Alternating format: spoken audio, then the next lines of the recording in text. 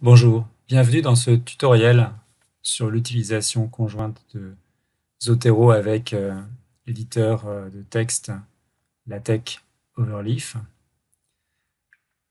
Pour cette démonstration, je vais créer un document basique.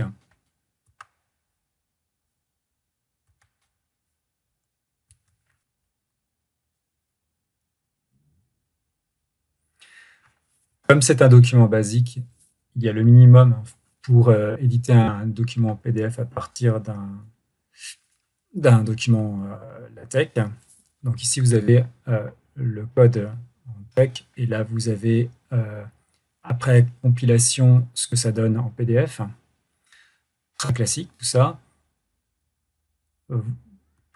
Dans les informations minimales, vous avez le nom de l'auteur que vous pouvez changer. Par défaut, c'est ce qui précède l'arrobase dans votre adresse mail.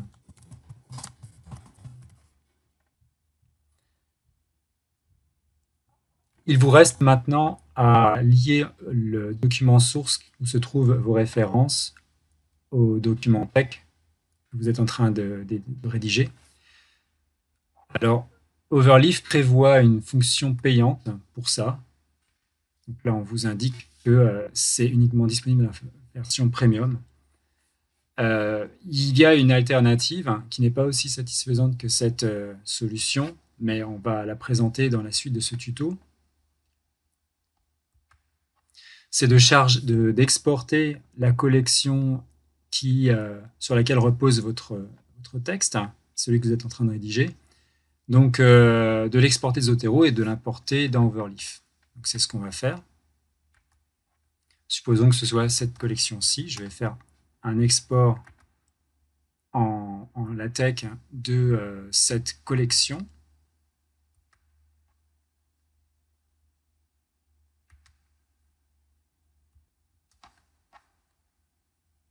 Je vais ensuite uploader, télécharger le document en .bib. Voilà, qui va être maintenant lié au texte que je rédige dans l'éditeur LaTeX d'Overleaf, qui n'est autre d'ailleurs que TeXlive. On y reviendra plus tard. Après, comment articuler les deux? C'est là qu'on va avoir recours aux lignes qui correspondent à l'intégration d'une bibliographie dans LaTeX.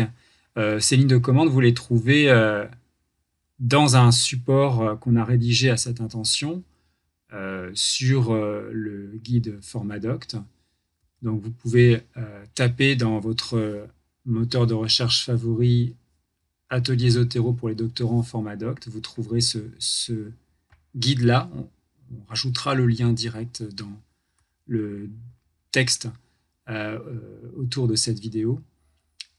Et ici, le 8e chapitre est consacré à l'utilisation de Zotero avec LaTeX.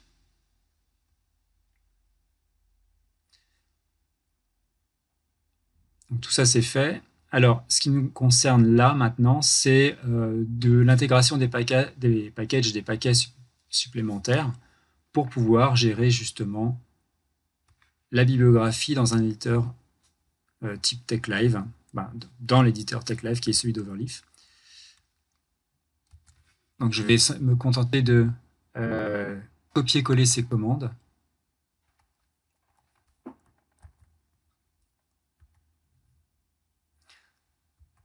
Alors, ici, en fait, on précise le style bibliographique qui va être utilisé. Donc, il y a une infinité de styles bibliographiques. Là, on choisit par défaut Nature. Ça pourrait être I3E, par exemple, ou tout autre style. On précisera ça par la suite. Et à cet endroit-là, on va indiquer le nom du fichier qui correspond au fichier bib où il y a toutes mes références. Donc là, en l'occurrence, c'est preprints.bib. Très bien. Alors, à l'endroit où on va imprimer la bibliographie, où la bibliographie sera présente, eh bien, on doit trouver la commande print by bibliography. Donc c'est après la dernière section, normalement, avant le end. Voilà. Alors, à cet endroit-là, après le titre en fait, on va mettre un peu de lorem ipsum pour remplir.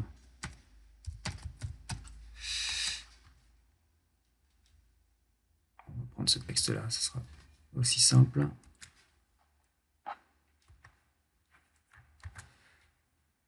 OK. Supposons que à présent je veuille ajouter une référence à cet endroit-là. Donc je fais cette barre oblique et ensuite cite. Et quand j'ai introduit cet argument-là, après on me demande de choisir dans mon paquet de références celle que je veux citer. Par exemple, c'est celle-ci. Je peux faire la même chose ici. Je l'ai fait plutôt avant le point.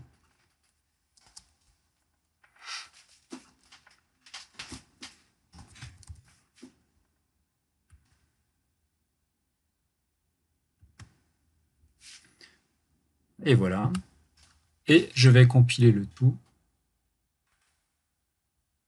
Et vous voyez, là j'ai ajouté les appels de citation. Alors ce sont des appels de citation numériques, donc réduits à des chiffres, 1 et 2 entre crochets, et ma bibliographie est venue s'ajouter en bon ordre dans l'espace intitulé référence. Ça, c'est la base. Après, on peut préciser certaines choses, notamment comment changer de style bibliographique. On va le faire dans les vidéos ultérieures.